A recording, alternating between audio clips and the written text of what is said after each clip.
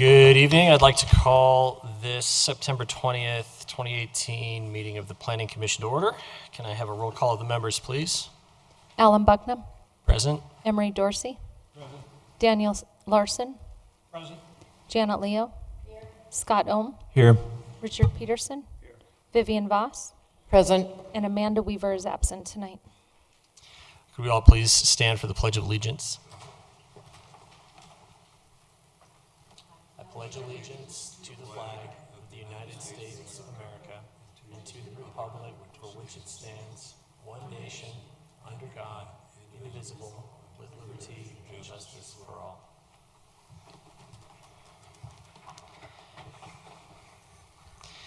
Could I have a motion to approve the order of the agenda? I make a motion to approve the order of the agenda, or the order of the agenda, right? That's right. I second. All right, any discussion on the order? All right, let's vote. Oh, my doing. Motion passed 7-0. All right. Next up is the approval of the minutes from July 19th. Do we have a motion to approve? I'll make a motion to approve the minutes of July 19th. Okay, do we have a I'll second? do a second on that. All right, any discussion? Corrections? Okay, let's vote.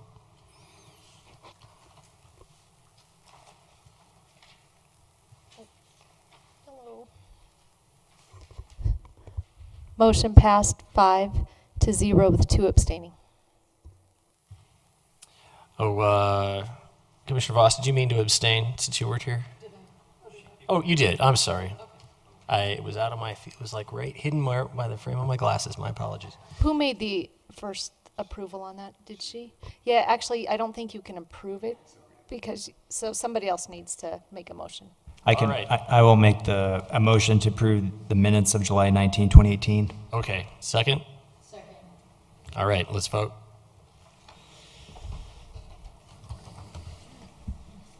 Motion passed 5-0 with 2 abstaining. All right, thank you. Now's the time for the public forum. This is a time for any person to speak on any subject not appearing on the agenda. If you are here to speak on one of the cases before us tonight, you'll have an opportunity. Has anybody signed up to speak? No, sir. Okay, is there anyone who didn't sign up who'd like to speak? No, all right. We'll move on to the public hearing. First case up. Case numbers WZ-18-03 and WZ-1804. An application filed by Kipling Village LLC for approval of an outline development plan and specific development plan to, let's see, for property zone planned residential development. Okay. Let's have the staff report. Alrighty. So good evening. For the record, Zach Wallace-Mendez, planner with the Wheat Ridge Community Development Department. Tonight, I will be presenting case number WZ-1803, request for an outline development plan, and case number WZ-1804, request for a specific development plan for property located at 4635 and 4665 Kipling Street. I would like to enter into the public record the contents of the case file, the zoning ordinance, the comprehensive plan, and this digital presentation. So entered. The property is located within the city of Wheat Ridge. All appropriate notification and posting requirements have been met, and therefore the Planning Commission does have jurisdiction to hear the case. As always, we will start with a 2016 aerial of the property, which is outlined here in red. It is located on the west side of Kipling Street and butts up against Fruitdale Park. To the north is I-70 and the frontage road and the commercial activities, some hotels associated with that interchange. And to the south, just off the screen, is 44th Avenue. And now the same aerial with the city zoning map overlaid. Kipling is a pretty commercial corridor with C1, pretty intensive commercial uses being oriented closer to the I-70 Kipling interchange, with some commercial and neighborhood commercial being located to the south. Also a large parcel zoned mixed-use commercial that was rezoned, I want to say maybe 2 years ago, from a variety of zone districts to the mixed-use commercial. And then once you move further east, there's the planned residential. It's mostly residential with just a kind of across the board, all of our residential zone districts. There's R2, R1C, R1, R2A. I think there's even a bit of R2 down here and A1, just mostly residential, we'll say. And same goes to the east as well. A little bit of planned industrial and light industrial development towards the frontage road, and then it transitions down into a residential neighborhood. I wanted to zoom in on the property here and highlight the two buildings that are kind of the focus of this request. They're highlighted in red, and they're the two buildings that front Kipling Street. So when you're driving by the property, you know there's some long buildings that sit perpendicular to Kipling Street where all the apartments are. And then there's these two buildings up front that face Kipling Street. Those are the highlight, or kind of what prompted this zone change request. And maybe now is a good time to say that this feels a little awkward because they are currently zoned planned residential development, and we are changing their zoning designation to planned residential development. But anytime you change the uses, which is what is being proposed tonight, you have to change the outline development plan, which essentially is the zoning. So it is still a zone change, even though the actual designation won't actually change. The uses being proposed for the property are, and that constitutes a zone change for a planned development. I'll also take this moment to orient you with the property and how we'll be talking about the property. In 1969, this property was originally entitled and then built in 1970, and I think searching maybe into 1971. And how it was originally entitled was by blocks. So these long white buildings where the residential apartments are is blocks 1 through 8. So I think it's like 1, 2, 3, 4, 5, 6, 7, 8, something like that. So those are blocks 1 through 8 all together are considered the residential uses.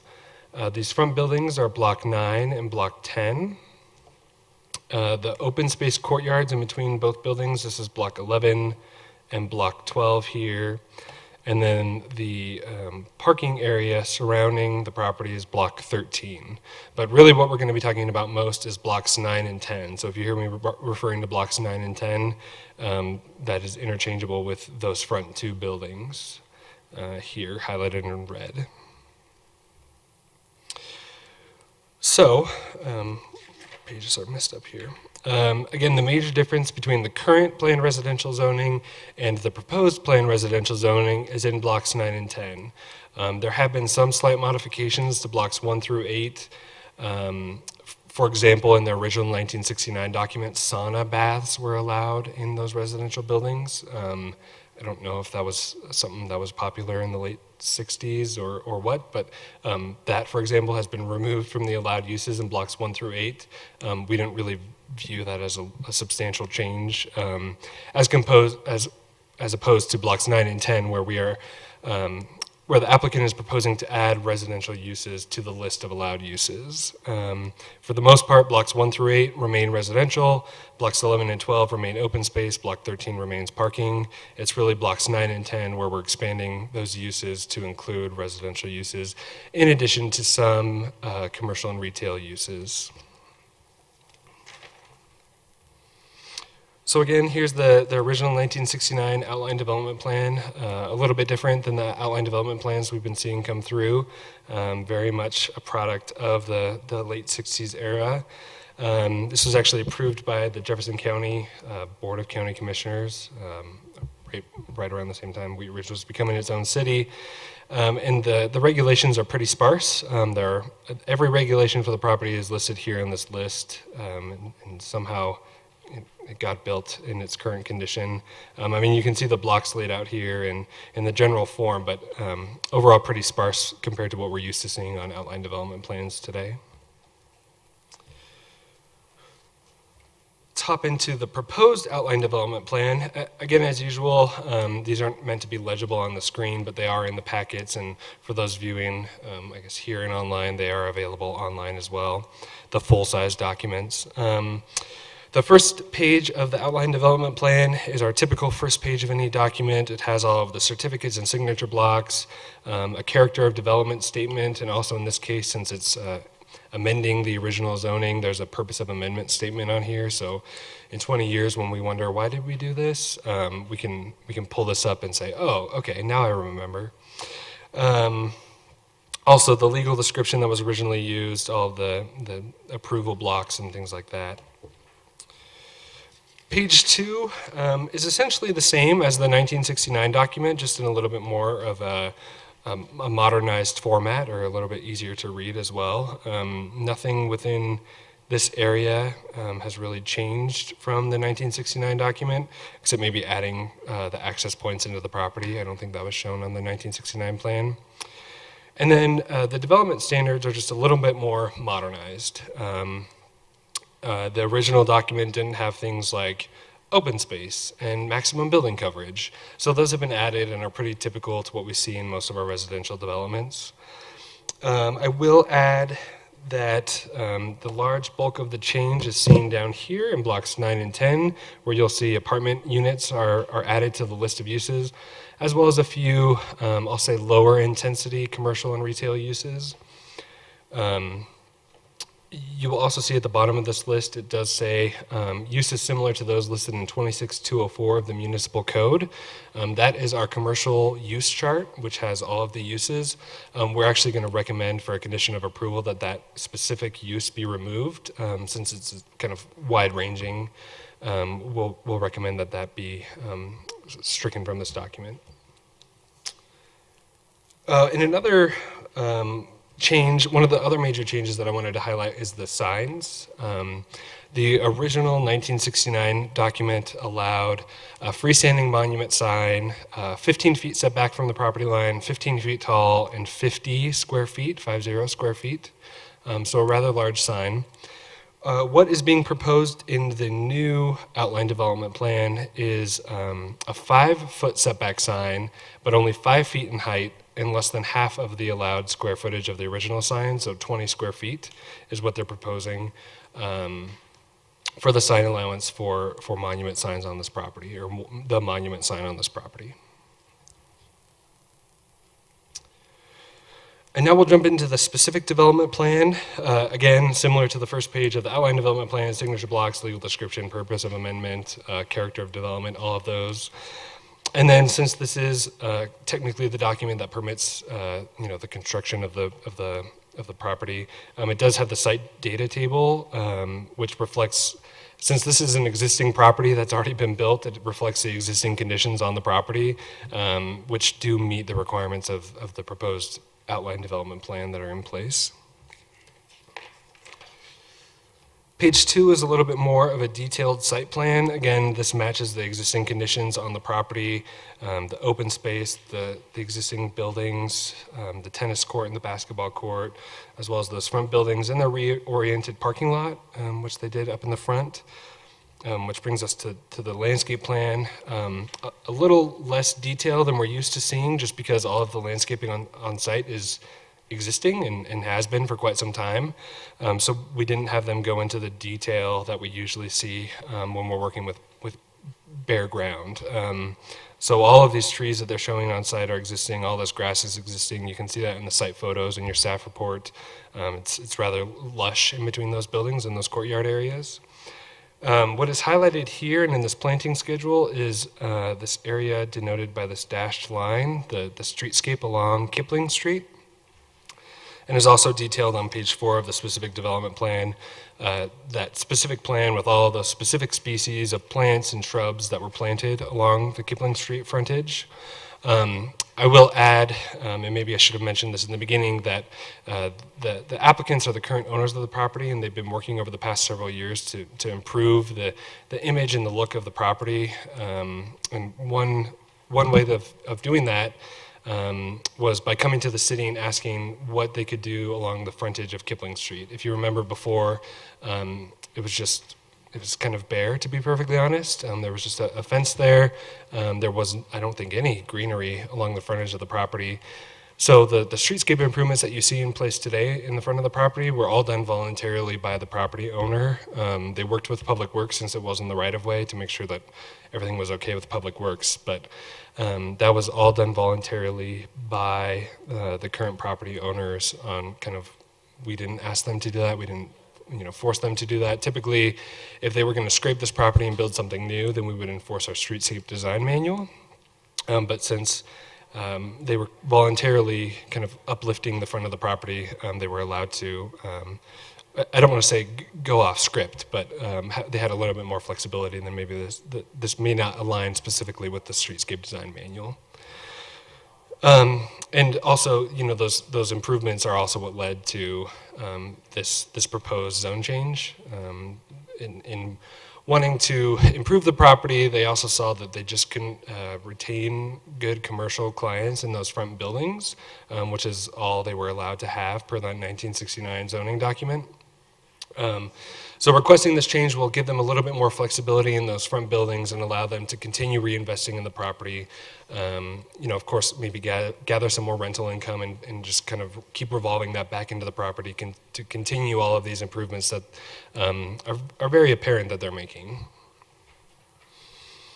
Sorry for that little deviation. Probably should have mentioned that all in the beginning, but back on track. Because this is considered a zone change, it did require a neighborhood meeting, which was held in May of last year. There were 8 neighbors in attendance. They had questions about access and what the specific uses in those front buildings would be, which of course was unknown at that time, and I still think maybe is unknown, but probably will be residential. What was noted in the neighborhood meeting notes was that there was a general sense of the improvements that are happening are needed, and kind of folks were on board with the changes being made. Of course, before this public hearing, there was a public posting and notification requirement. I received one phone call of someone who was inquiring if the apartment community was going to expand and build on top of the park, the Fruitdale Park, which is adjacent to the property. So once I told them no, that was not happening, everything was within the confines of the current property and the current buildings, they were satisfied with that. And then, because this is a land use case, we did send this out on a full referral to all of our service and utility districts. There were no major concerns raised. Of course, changing the occupancy of those front buildings from commercial to residential will require some requirements through the water and sanitation districts, but that the applicant will handle, assuming they get to a building permit, if this is approved. So as the commissioners are aware, the comprehensive plan is one of the criteria for a zone change, or consistency with that comprehensive plan is one of the criteria for a zone change. The subject property is indicated by the arrow here in kind of that brown color, which is the neighborhood buffer area.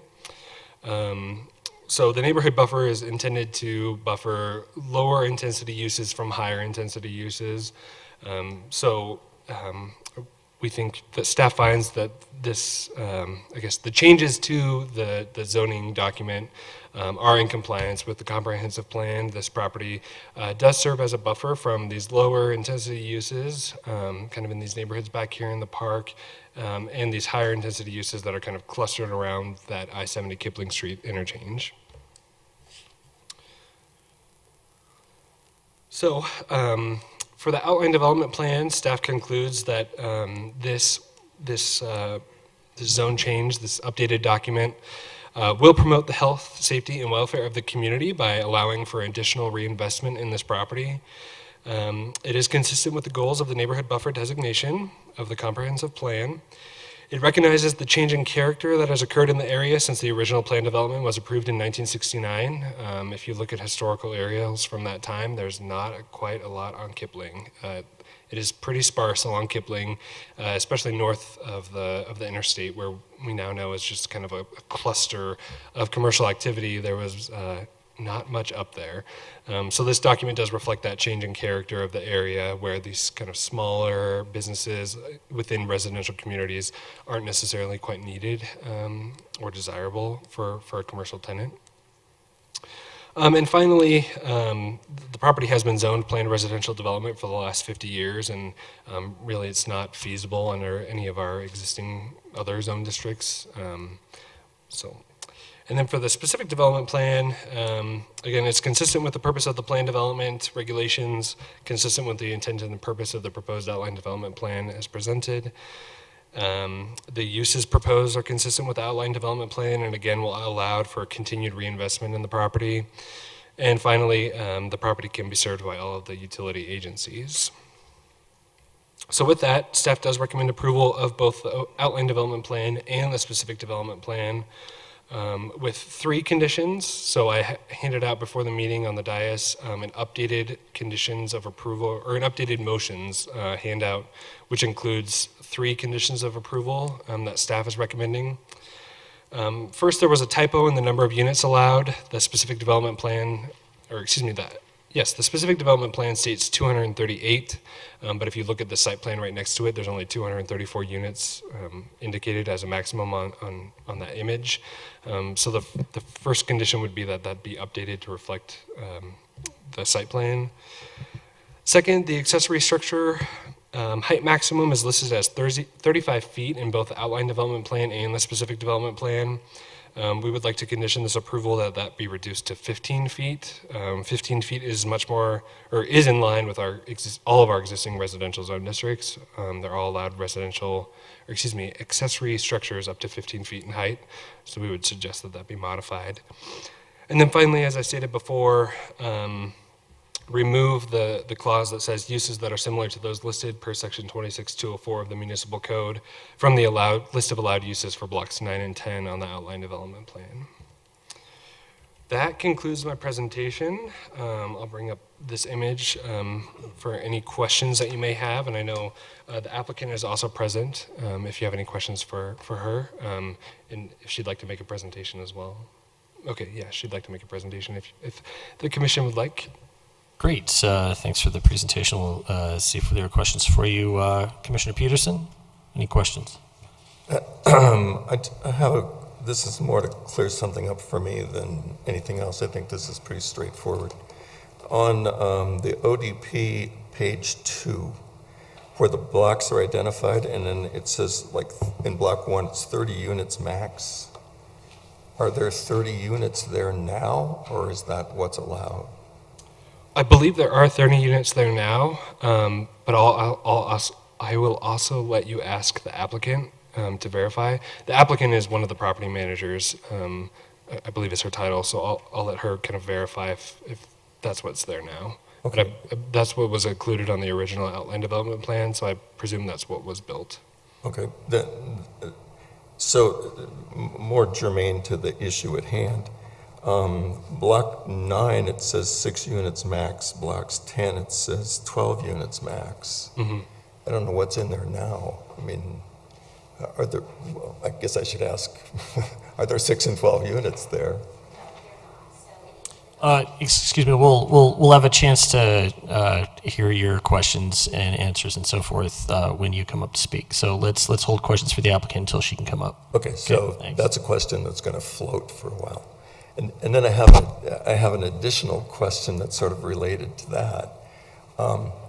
Somewhere in here, I think it's the letter that applicant submitted. It says basically they want to legalize 4 illegal apartments.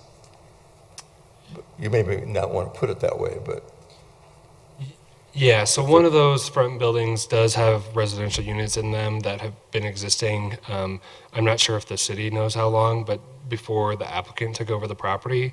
So they were not aware until very recently, until I think we started this process, that those units were not allowed to be here. And that also kind of kicked off this process of wanting to permit units in those, renovate those front buildings to allow the residential units and then potentially allow a few more residential units in those previously commercial spaces. okay, so at the neighborhood meeting, someone asked if these were all residential units in blocks 9 and 10, how many residential units would be added? And the answer was about 5. Mm. So I just need to have the numbers clarified, because 6 Sure. plus 12 is 18, and some of those will be businesses and some of those will be residencies. So is 5 an accurate number, or what? Yeah, I'll let the applicant maybe answer Okay. that question. I know, just kind of generally, a lot of our neighborhood meetings start at a place where we don't have any of these documents ready yet. They're, in many cases more conceptual, so, that may kind of have been what just kind of came out during that meeting. And then, once they started preparing these documents and analyzing those buildings, they realized, we could, there's 3 that could fit here, 3 that could fit here, et cetera. It's also the maximum, so sure, while it says 12 units, I don't know if they intend to put a full 12 in there or if kind of what the intention is. So we'll also defer that question partially to the applicant. All right. Commissioner Ohm, any questions? Yes. So I see that, I'm going to start with the sign. So staff made a comment that the proposed freestanding sign at the primary entrance is an exception to the city code. My understanding is that the freestanding sign is already built. I also have a copy of the building permit. Could you explain what you mentioned that right now the sign is set back 5, it's a 5-foot setback. What is the current city code for setback? It depends on the height of the sign, but I believe if signs were not in this document and they were just deferring back to the municipal code, I believe it's a 5-foot setback for any sign under 7 feet in height. So does the sign meet the current setback? Yes. It does? Mm-hmm. Okay. What was the exception then? So they are, the allowance is less than what would be allowed for the property, and they are required to have a stone or monument base for their sign. So the code kind of allows, the code, well, and we just updated the code, so I'm trying to remember off the top of my head. It looks like the permit was pulled in 2017, October. So does the sign, as it's currently constructed and located, meet the municipal code as of when the permit was pulled of October of 2017? I believe it may, yeah. Okay. Mm-hmm. So why did it say it is an exception? I guess I understand now. Okay. We were just updating the ODP, so the ODP had a sign regulation in it. The 1969 ODP had a sign regulation in it. Right. So I guess, I'll admit, I guess we didn't really think about if it met the current code or not. It was just kind of like, we're working with the ODP from 1969. Let's make sure your current ODP can accommodate the sign that you would like or that was built. So, yeah, these properties do technically sit on 2 parcels, so technically they could have 1 for each if we wanted to defer back to the municipal code. Otherwise, what they're proposing is just 1 with a monument base, 5-foot setback, 5-foot height, 20 square feet in size. So I guess it's not an exception, it's just kind of a different regulation, because I guess they technically would meet the municipal code. So it complies with city code. Mm-hmm. Okay. The next question I have is just I guess a little confusion. The title block refers to the Camelot Club Apartments, which I understand was what it originally was. Mm-hmm. And the legal description refers to it as Camelot Apartments, but the character development refers to it as Kipling Village, and the exhibit proposal narrative refers to it as Kipling Village. Mm-hmm. Could you explain why the city wouldn't just say, let's just go ahead and let's change the name to Kipling Village, because that's what it is, as opposed to having both nomenclatures, names on it? I don't have a good answer for you. Maybe the applicant can say why they stuck with Camelot Club. Honestly, in our review, it seemed fine for their proposing. We were just focused on kind of the other substantive issues, to be perfectly honest. Okay. And then does the city, on the sheet ODP 2 permitted uses, does the city have, I saw something that was kind of odd on block 1 through 8. It says household pets as a permitted use. Mm-hmm. Could you shed some light on that? Yeah, so that's in the city code. There is an accessory use that's allowed in all the residential zone districts. That's household pets. So I think they just took that from the code. Same with Okay. the household occupations or home occupations. Okay. And then there are some architecture development standards on sheet ODP2. And I know that this is it's a planned development. Does any proposed future accessory structures need to comply with the current city architecture standards, or is just what is defined in the ODP document? It would be the ODP document.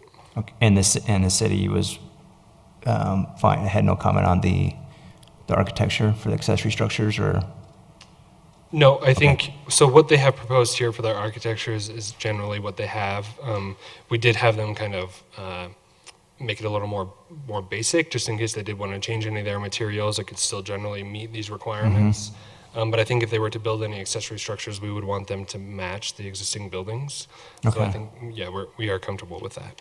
And then looking at the site plan, it looks like I'm assuming that the parking lot probably abuts the property line on the west. Yes.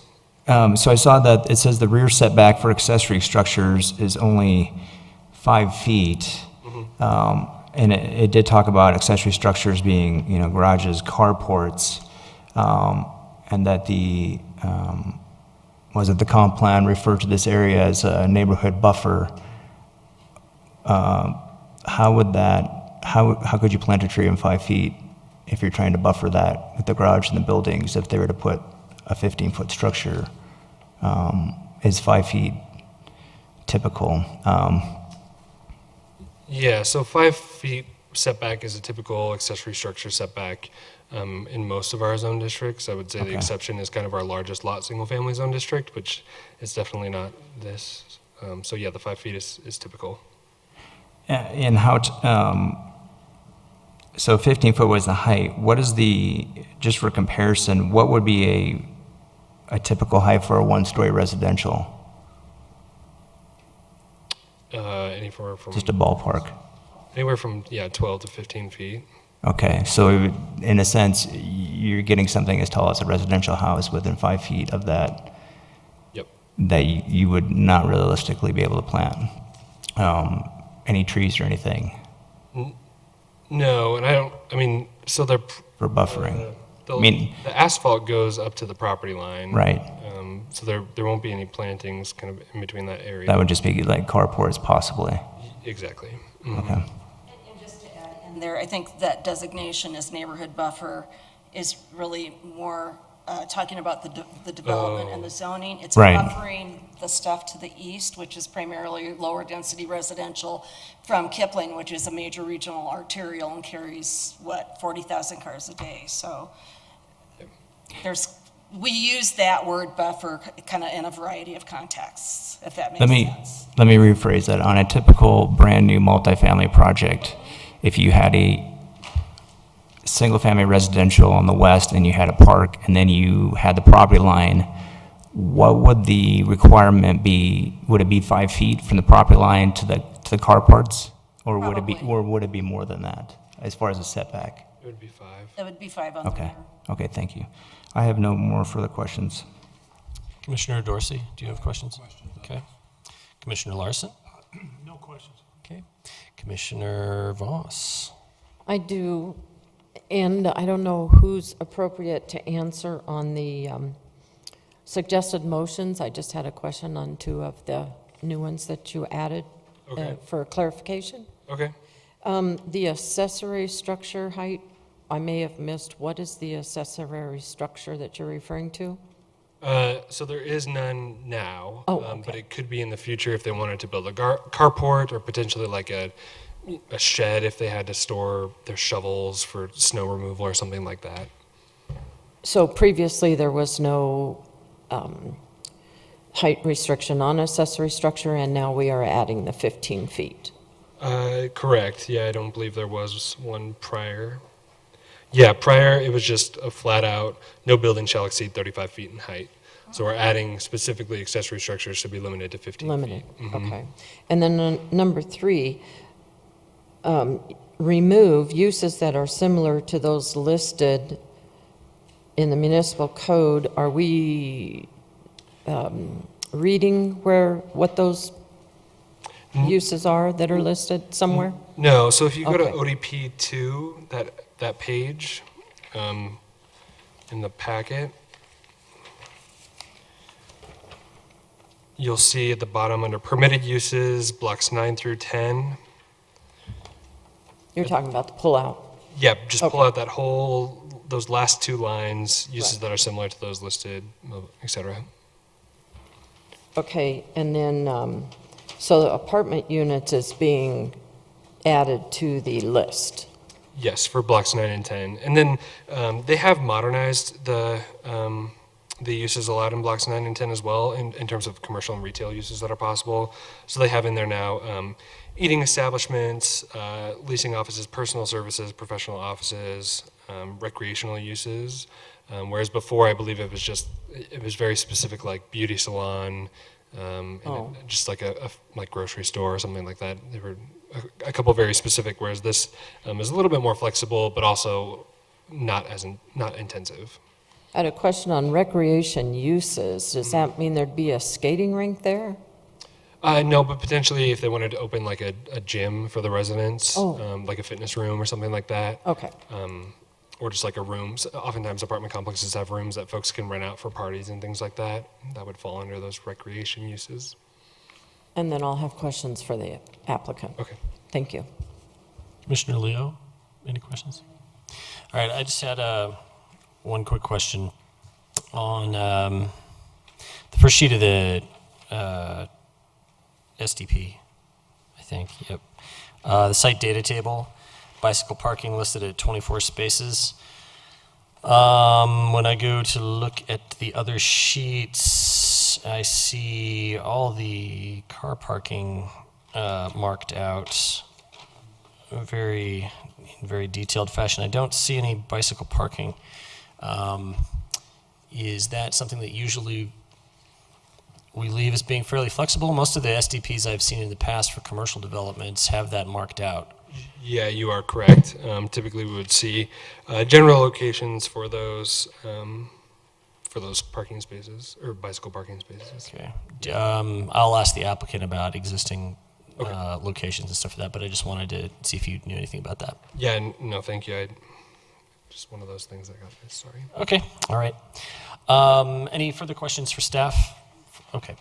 All right, thank you. If the applicant would like to come up and make a statement or presentation, they're welcome to. And also, I believe we have some questions, so we'd love to hear from the applicant as well. If you could just come up and give your name and business address for us for the record, that'd be great. Okay, my name is Christina Sorensi. I am the Regional Portfolio Manager for Plenty of Places, who owns Kipling Village.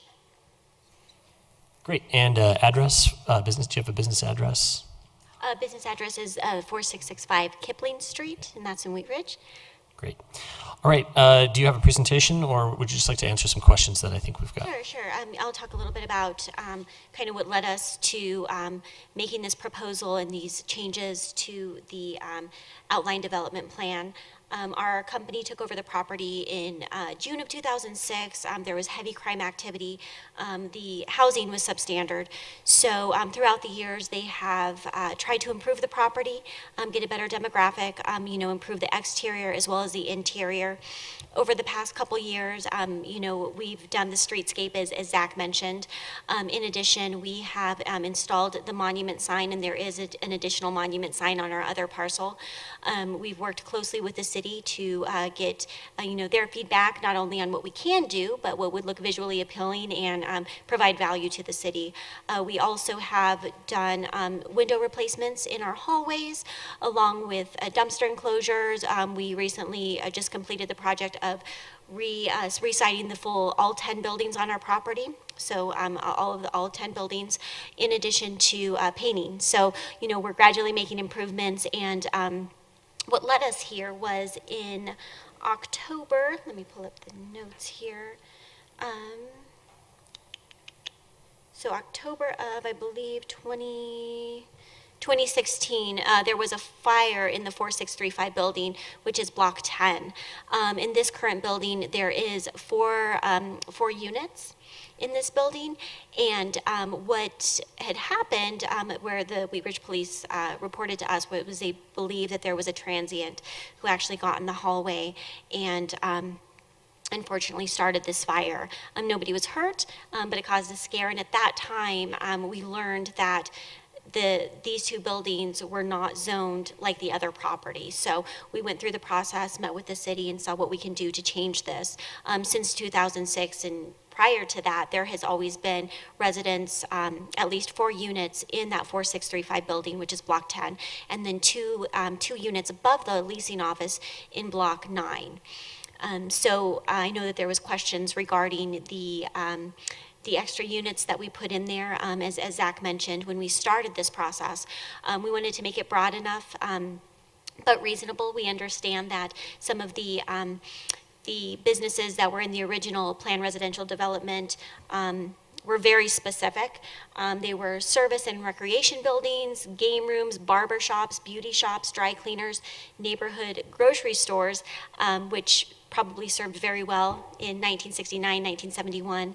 But as you all know, this area has grown, and there's a lot of development over there with Target and all these other things. So it just didn't make sense. Also, wouldn't it be really feasible to have these businesses there with our residents? There's not enough parking.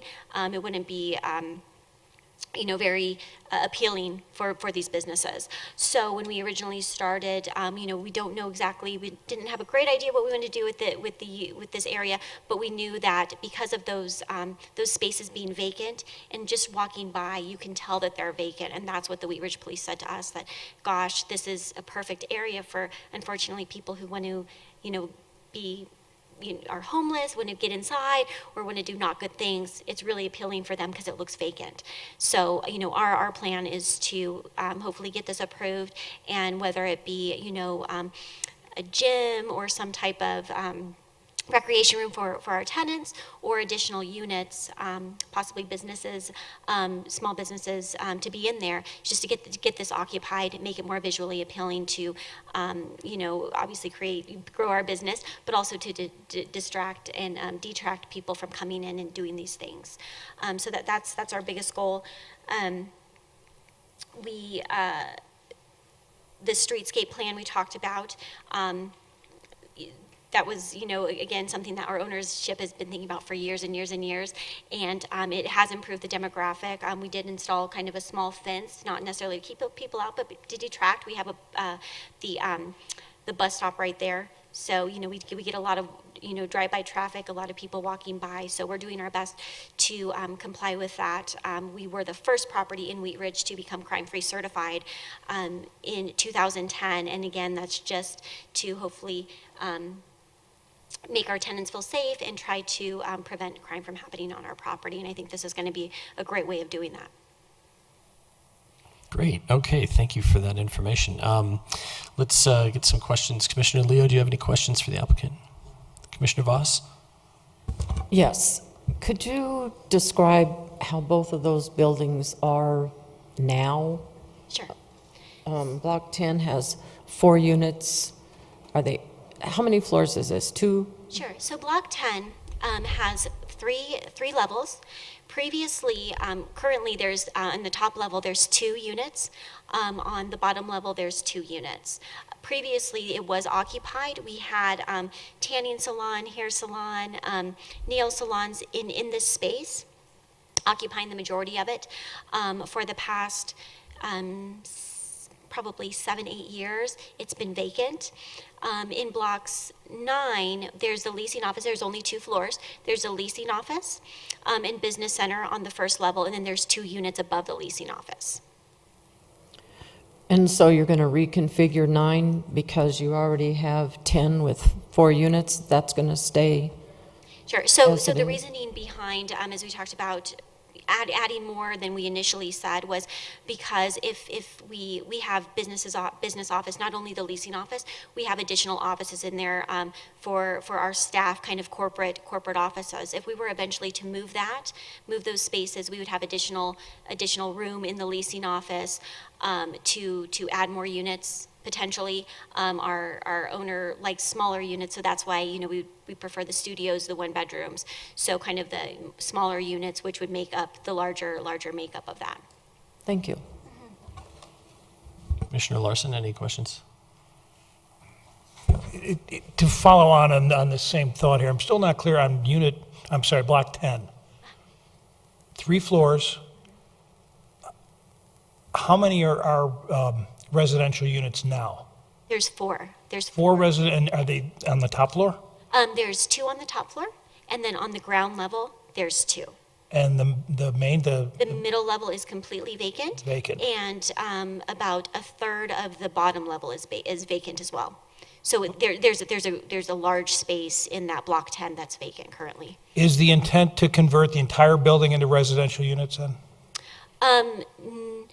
Potentially, I think right now we're kind of leaning more towards, and again, working with the fire department and all that to see what we're actually able to do.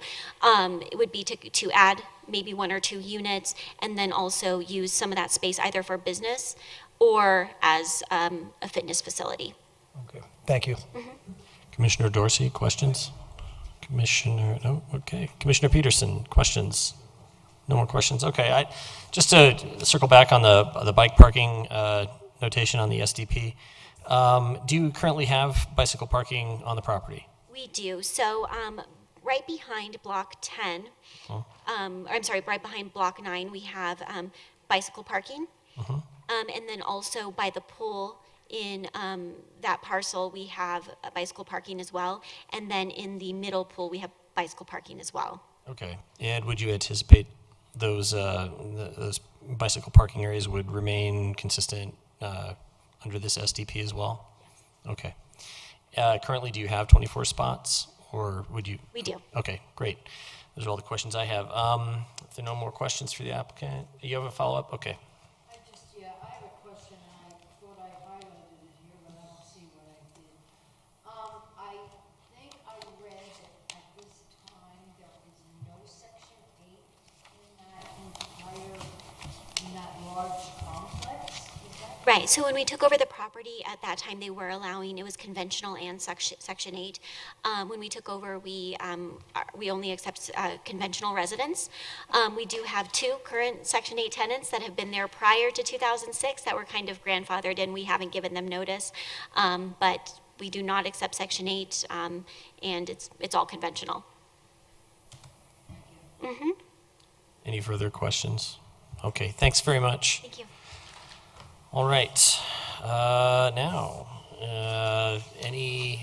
did anyone sign up to speak on this case? There is no one signed up. Okay. Is there anyone else in the audience who would like to come and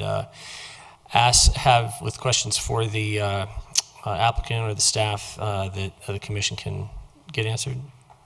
No? Okay. Great. Well, I'll close the public portion of the hearing for that case and entertain a motion.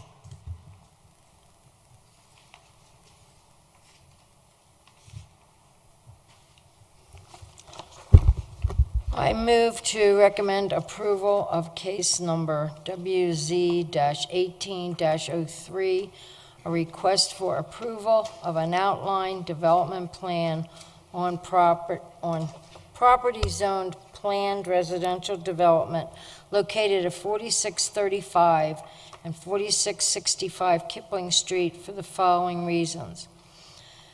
The proposed zone change will promote the public health, safety, or welfare of the community and does not result in an adverse effect on the surrounding area. The development is not feasibly under any other zone district and has been zoned as a planned residential development for nearly 50 years. All responding agencies have indicated they can serve the property with improvements installed at the developer's expense. The change of zone is in conformance with Envision Wheat Ridge. A change of character along the Kipling corridor has occurred since the property was entitled in 1969, and it is in the public interest to encourage investment in the property by allowing for flexibility in the uses along Kipling Street. and with the following conditions. The total number of units on page 2 of the ODP be revised to 234, as is reflected in the site plan on the same page. The accessory structure height be modified to 15 feet on both the ODP and the SDP. Remove uses that are similar to those listed per section 26-204 of the municipal code from the allowed uses for block 9-10 on the ODP. Second. Great. Any discussion of the motions? Yeah, go ahead. Go ahead. I'm wondering about the wording of, with the additional conditions, the total number of units on page 2 of the ODP be revised to 234. I think the way it's listed, it's a maximum of 234, isn't it? Because the arithmetic doesn't work otherwise. Let's have a look at that. Page 2, the ODP. So I'm not disputing the number, I'm only saying that maybe it needs a modifier. So yeah, development standard number 1, maximum density 238 units. Yeah, and this says 234. Uh-huh. But the phrase maximum density is not there. I mean, to make it clear, it needs to say it's a maximum number of units. Okay. Because yes, right now it's perhaps flexible. The maximum density on page 2 of the ODP be revised to 234. Something like that. Yeah. Just to reflect what's. However, right now it sounds like there are 234 units there, and there aren't, and apparently won't be. All right. Commissioner Leo, would you accept that suggestion for the corrected language in your motion? Can you just repeat number 1 in its entirety? The total number of units on page 2 of the ODP should be revised to Maximum. a maximum of 234, Yeah, that works. as is reflected in the site plan on the same page? Yes. Okay. That works. Does that Yes. sound good? Okay. All right. Other discussion? The only other comment I want to make was I just want to thank staff for some of the conditions that were changed prior to the planning commission. Thank you. All right. Other discussion on this motion? Okay. There being no other discussion, I'll call for a vote, please, on the motion.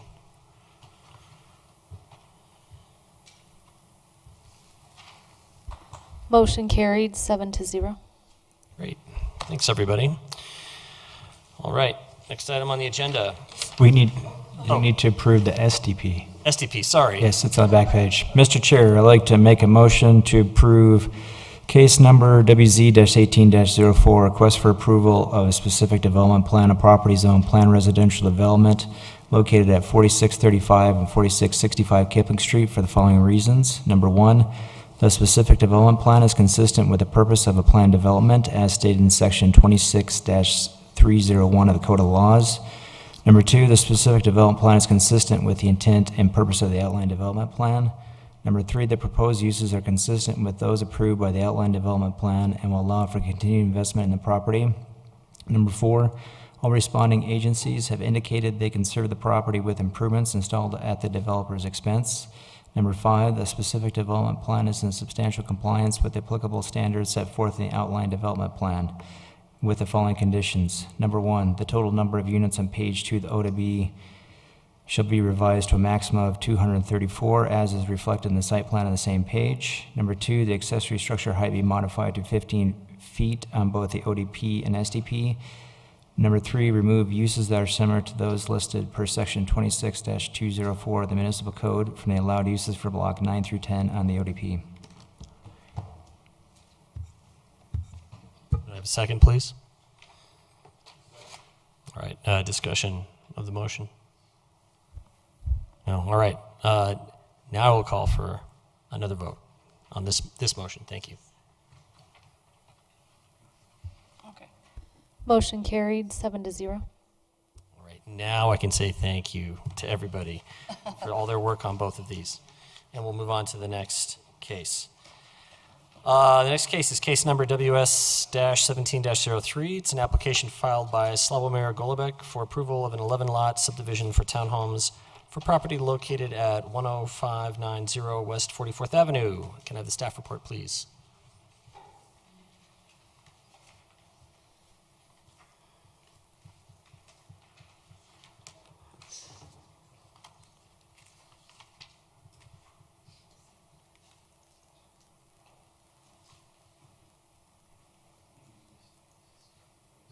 Good evening. For the record, Meredith Record, Wheat Ridge Community Development, and I'm here to present case number WS-17-03. This is an application for approval of a subdivision plat on property zone mixed-use neighborhood on addressed as 10590 West 44th Avenue. And the purpose for this request is to subdivide the property in preparation for construction of 11 townhome units. Because this plat exceeds 5 parcels, it's processed as a major subdivision. Therefore, Planning Commission is giving a recommendation to City Council. And I would note that a neighborhood meeting is not required for a subdivision plat. I'd like to enter into the record the case file and packet materials, zoning ordinance and subdivision regulations, and the digital presentation. So entered, thank you. All property and posting notifications have been met, therefore there is jurisdiction to hear this case. This is a vicinity map of the property. It's a 2016 aerial, and you can see that the property, which is outlined in red, is at the southeast corner of 44th Avenue and Morris Street. It's 0.58 of an acre in size, is regular in shape, is flat, and is vacant. The property was platted originally in 1953 as the J. Larry subdivision. And between 1999 and 2001, it was utilized for the temporary sales of bedding plants and produce. In 2002, a zone change was approved for it from A1 to planned commercial development for approval of a permanent garden center, but it was never constructed. And then the current owner had the property rezoned in 2015 from PCD to mixed-use neighborhood.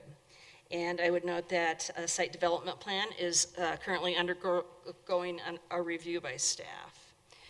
So this is a copy of the zoning for the property. Again, you can see the property outlined in red. 44th Avenue, it runs along the northern property with Moore Street over on the side. And what that kind of purpley color represents is the mixed-use neighborhood zoning on the property. It's got kind of a mix of zonings around it. To the east is the Newgate Apartments, which is one of our bigger multifamily developments in the city. It's zone planned residential development. To the south is R3, and that's kind of developed with a hodgepodge of residential uses, anything from single family up to higher density residential. I think directly next to the property to the south is either a 4-plex or a 6-plex. Then if we go north of 44th, we've got primarily R2 zoning, but again, kind of a variety of uses. We got single family, multifamily, and directly across the street is the Clear Creek, I believe it's the Clear Creek Baptist Church to the north. So let's take just a gander at some slides of the area. So this is looking south from 44th along Morris Street. The property is on the left-hand side of the image, and you can see some of the adjacent residential development in the area, sort of a mix. This is looking southeast. Again, you can see the property, which has got the 6-foot-high chain-link fence around it, and those buildings in the rear are part of the Newgate Apartments. This is looking more towards the northeast, towards the the 44th Avenue frontage. This is looking at the 44th Avenue frontage. You can see that there are existing improvements along that frontage. I believe those were built sometime in the late 90s, and those public improvements would remain as currently proposed. And then looking south from the church, I'm standing right in front of the church. You can see, again, the existing property with the posting sign in yellow. Newgate Apartments over on the left-hand side of the image. And again, you can see that the intersection with Morris Street is a little bit offset. So we like to talk, when we do subdivisions, a little bit about what a subdivision does and does not do. Typically, a subdivision is required for reconfigurations of lots, tracts, or parcels for sale or development. In this case, it's for an 11-lot subdivision for construction of a townhome project. It removes, creates, or defines property lines.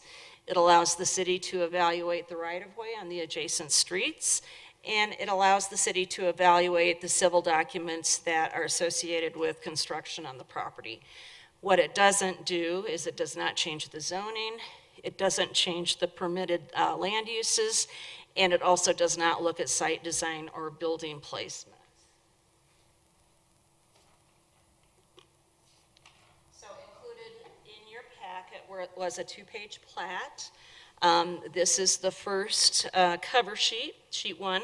It's what I like to call the declaration page, and it contains the legal description, the required signature blocks, and a recording block. There have been notes added to it pertaining to the vacation of previous easements by that. If you remember, I said that it was subdivided in the 50s, and there were easements dedicated with that. So part of what this document does is vacates those. There's a restriction that limits development to townhomes, which is note 7, and a note regarding the primary detention tract, which is included in note 9, excuse me. And I'll talk a little bit about that in a little bit. This is the second sheet of the document we're looking at tonight, and it does illustrate the new 11 townhouse lot configuration for the parcel. So again, 44th Avenue is up here at the north with Morris Street down here on the western side. The plat depicts 2 rows of townhomes, one up here along the north, which will contain 5 units and a detention tract, and then a row along the southern portion, which will contain 6 units. This area in here is the access drive that will provide access through this common drive to all of the rear of the homes to rear-loaded garages, again, which are accessible from that drive that extends from Morris Street. The city's zoning code does not establish a minimum size or width for attached townhome lots, but there are restrictions in place that will limit development on this to the townhomes, and that's pretty typical for this type of plat that we're approving. There are 2 tracts that are created by the development. One of those is tract B right here, which again is that access that comes in from Moore. The other one is tract A, which is the detention pond tract. And there's a note added up here at the top that talks about the purpose of each of those tracts. So I'll go into this a little bit more.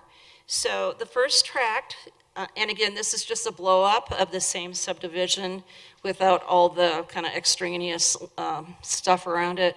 Again, West 44th is up here on the north with Morris Street over here on the western side. And then tract B, which is the common access that comes in from Moore with each of the townhouse tracts, or lots, excuse me. So this is the first tract we're looking at, which is tract A. Tract A will contain the area which is devoted to the underground detention pond and will also serve as an open space amenity for the homeowners.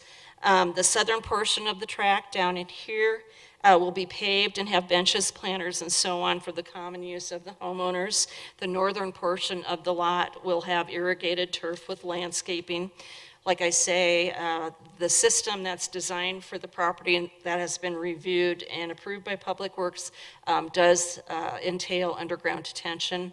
And Jordan Jeffries, who's with our Public Works Department and one of our development review engineers, is available if you have questions about how that system will work.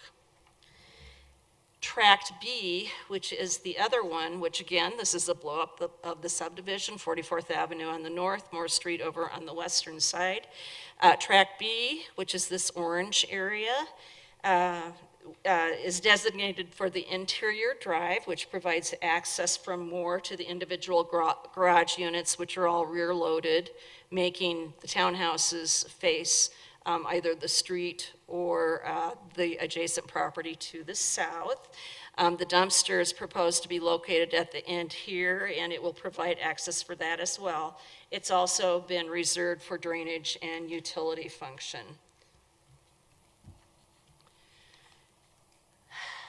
In addition to the primary tracks, we have additional easements that are depicted on the property.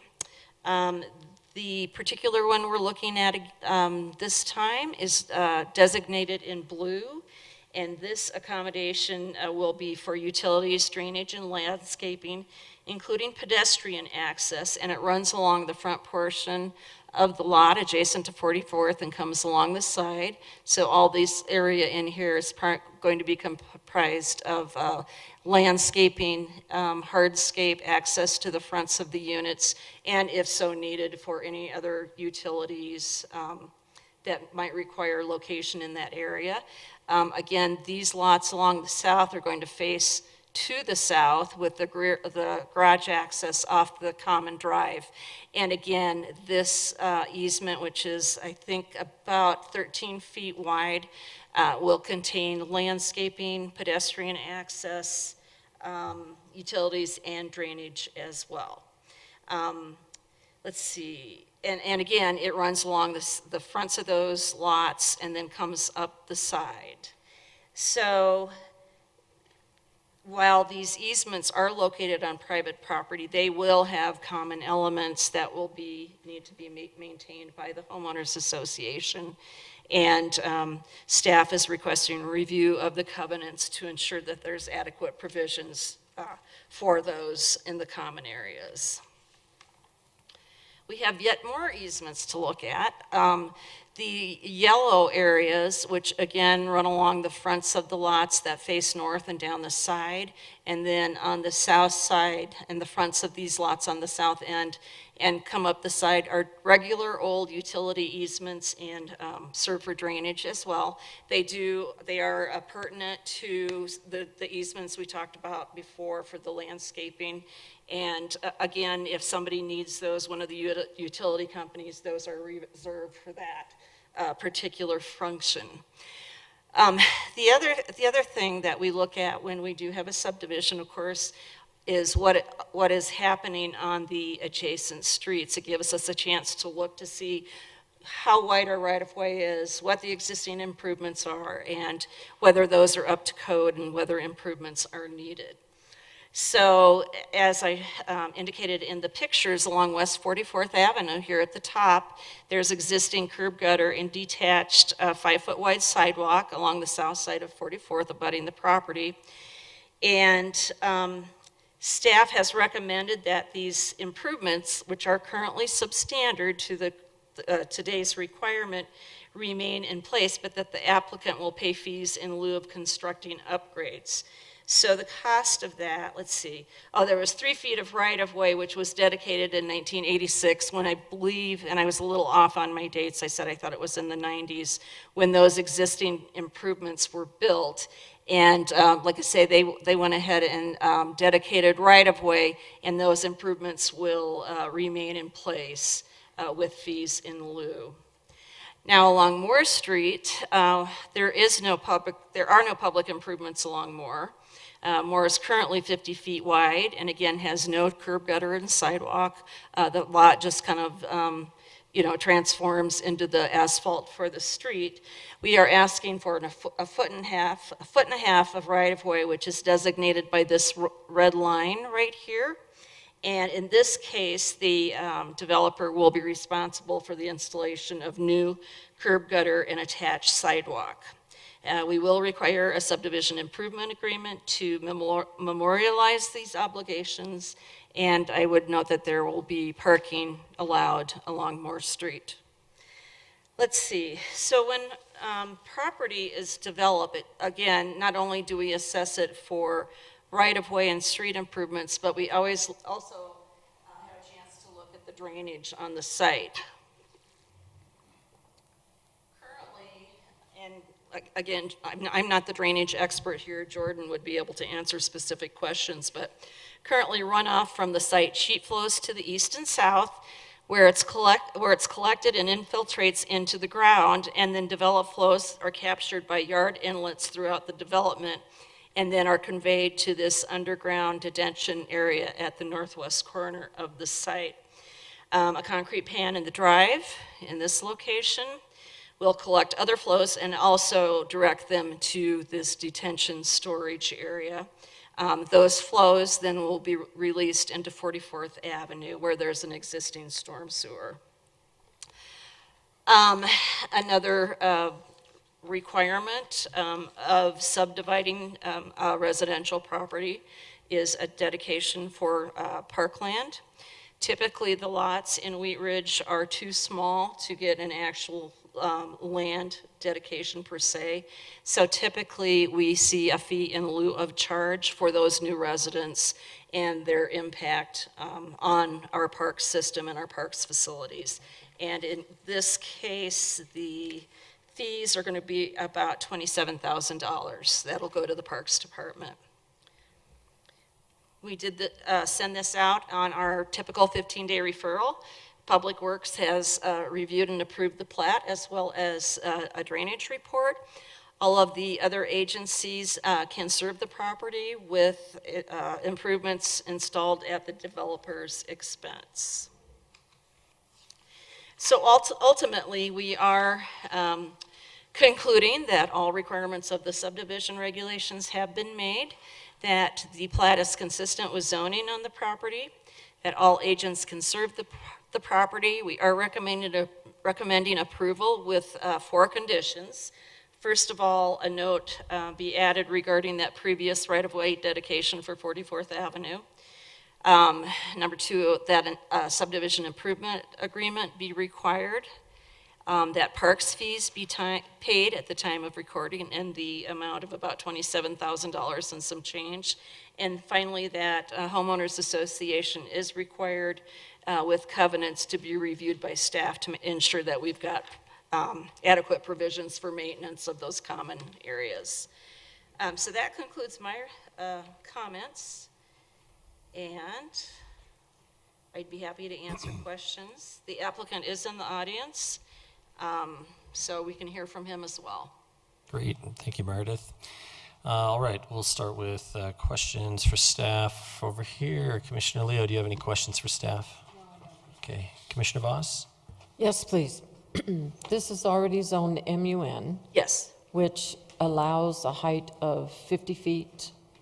In mixed-use neighborhood, it depends on the land use. Any residential use is limited to a 35-foot height restriction, so they wouldn't be able to go above that. So, and roughly, that could still be 3 stories? It could be. Okay. Just curious, is there an in and out on that east-west track B, or is it just an in from Moore Street? It's an in and out, so there's no connection to the east into this other property. All of the traffic would come in Moore Street and exit out Moore Street as well. And could you explain the sidewalk being substandard by your definition? Sure. What's that? Like I say, existing along 44th Avenue is curb gutter, and I believe I said detached 5-foot wide walk. We recently reviewed and upgraded our standards to be more accommodating. The current standard, if it were to be built, would be for curb gutter, a 6-foot wide separated amenity zone, which would be a tree lawn with landscaping in it, and then a 6-foot wide sidewalk. Because the improvements on either side are non-conforming as well, Public Works in this situation recommended fees in lieu of, so that if they could do a bigger project when we accumulate some more funds for that. Thank you. 5 feet still can accommodate a wheelchair. but it is a little bit less than our current standard. Commissioner Larson, any questions? No questions. Okay. Commissioner Dorsey? Easement on Moore Street for parking and gutter and sidewalk? Yes. Is that sidewalk then going to be 6 feet? This is a local street, whereas 44th Avenue is a Okay. higher intensity street. Okay. So the sidewalk on Moore would be 5 feet. 5 feet, okay. And so they will give up that amount Yes. so Yep. that can be built, right? Very good, thank you. Commissioner Ohm? Yes, so I just wanted to talk about the sidewalks again, so it looks like there's a dimension of 3 feet on the 44th. Is it a 3-foot sidewalk? I think that's a 3-foot, that's the 3-foot dedication that occurred in 1986. Okay, It's like outside, you see the property pin right here? That 3 feet is to the north of that. okay, so it's a 5-foot existing? Yes. Okay, and then on the west side, on Moore Street, there's going to be a proposed 5-foot sidewalk Correct. that will connect to that existing sidewalk? No further questions? Commissioner Peterson, any questions? No questions. All right, I don't think I have any questions right now. Thanks very much. Okay, if the applicant would like to make a presentation or be available to answer questions, you can come on up and give us your name and business address, and feel free to give us a presentation or make yourself available for questions. My name is Sławomir Gołąbek, or Gulabek, it's different letter spelling. So I own the property for 3 years, and I hope we're finally gonna get started to build it on it. I don't know what I should add it overall. If you guys have any questions, welcome to ask me. Okay. Commissioner Peterson, do you have any questions for the applicant? Okay. Commissioner Ohm? Commissioner Dorsey? Commissioner Larson? No questions. Okay. Commissioner Voss? Leo? Nothing? All right. Well, you got off the hook easy. No questions from any of us. Thank you very much for coming in. Okay. At this point, it's time for anyone in the public, in the audience who would like to speak on this. Has anyone signed No, up? nobody's signed up. Okay. Is there anyone else in the audience who hadn't signed up who wants to make any comments? Okay. All right. At this point, I will entertain a motion. Oh, I'm sorry. Thank you. I will close the public portion of the hearing, and we will do our commission business here and entertain a motion. Mr. Chair, I move to recommend approval of case number WS-17-03, a request for approval of an 11-lot subdivision plat for property located at 10590 West 44th Avenue for the following reasons. All requirements of the subdivision regulations have been met. Number 2, the plat is consistent with zoning on the property. Number 3, utility districts can serve the property with improvements installed at the developer's expense. With the following conditions, a note should be added to the previous right-of-way dedication for 44th Avenue with the reception number of the dedication. Number 2, a subdivision improvement agreement shall be executed with required security prior to recordation of the subdivision plat. Number 3, the developer shall pay park fees at the time of plat recording in the amount of $27,470.19. Number 4, the homeowners association covenants shall be reviewed and approved by staff prior to issuance of a building permit. Can I get a second, please? I'll second that. All right. Any discussion on the motion? Okay, there being none, I'll call for a vote.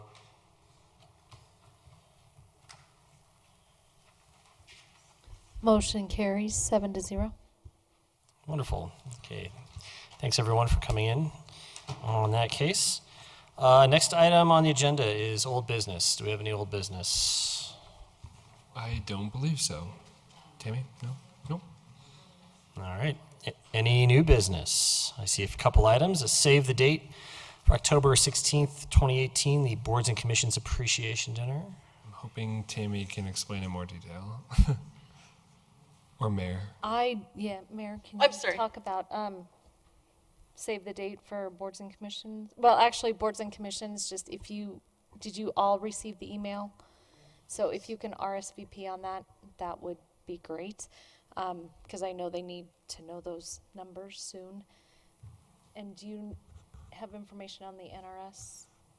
I do not. all. Actually, Lauren has been working, there's a committee Yeah, that Lauren's been sitting on. Do you know more than I do? Yeah, so the neighborhood, I think Ken updated when he was here maybe a couple months ago that the neighborhood revitalization strategy is being updated.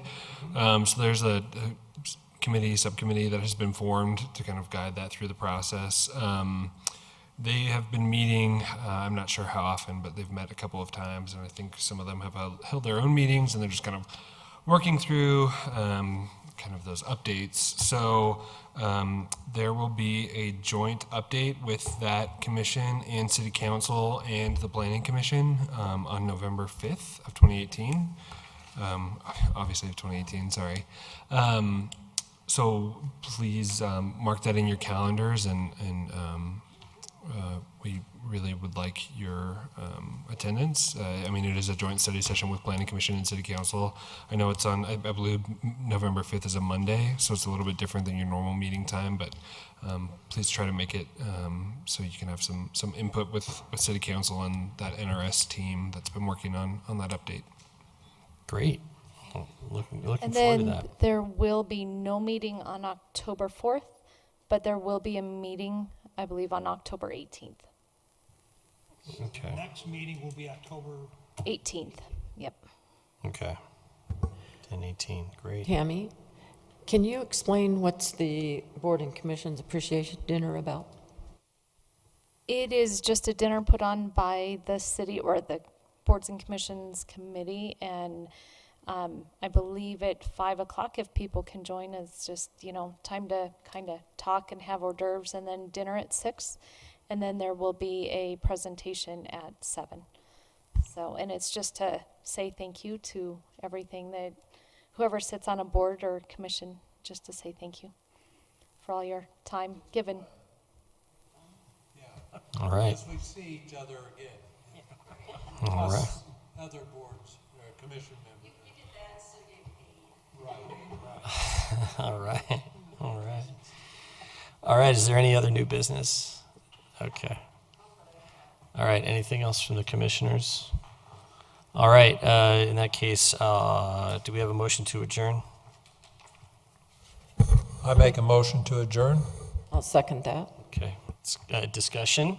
All right. Call for a vote.